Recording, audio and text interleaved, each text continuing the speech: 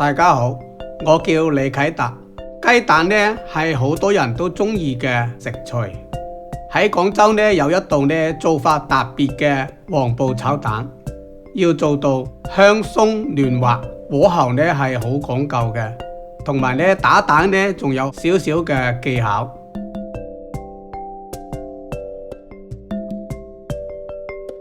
而家呢我哋就打雞蛋。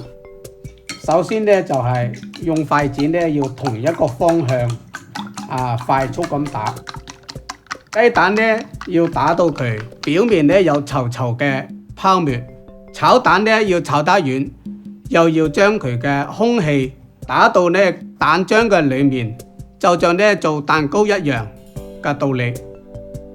而家呢我哋就放少少溶化嘅豬油落去，放豬油落去呢就係甘香同埋蒸香嘅作用。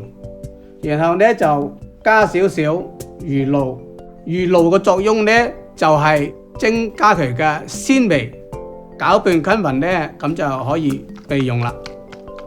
蛋液呢唔能夠放鹽嘅，呢啲呢就係黃埔炒蛋同埋滑蛋嘅區別。炒蛋呢如果放咗鹽呢，會將嗰個蛋白質鹽斥咗，炒出嚟嘅蛋呢就係比較僵硬，唔夠嫩滑。雞蛋呢就打好啦，而家呢就開始炒蛋。將個油鑊呢大火燒熱，然後呢就倒生油落去，將個鑊呢搖搖，使個油呢在個鑊面呢均勻咁滑油，油呢燒成呢起青煙啦，然後呢就將油倒出嚟，轉慢火，加入少少冷油，然後就加一勺呢雞蛋落去，然後呢轉動一下，盡量讓嗰個蛋嗰個面呢比大啲啲。嗰個蛋呢即將呢凝固嘅時候，就用鏟呢將佢鏟到一邊裏面。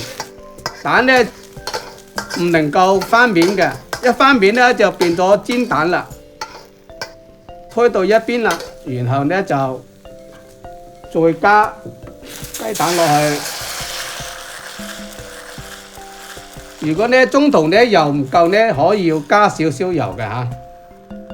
又係轉一轉佢，將個蛋面呢大少少。雞蛋呢就係差唔多凝固啦。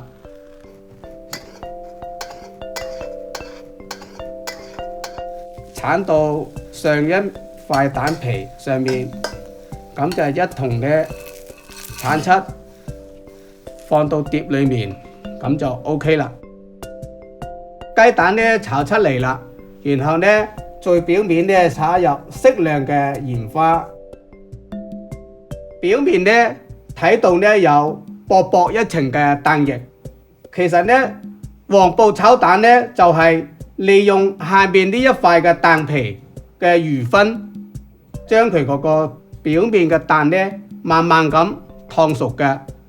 咁呢炒出嚟嘅蛋呢最好呢就係放到20秒左右，然後就可以食用啦。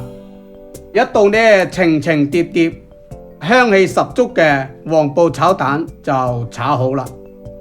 你學曉到未？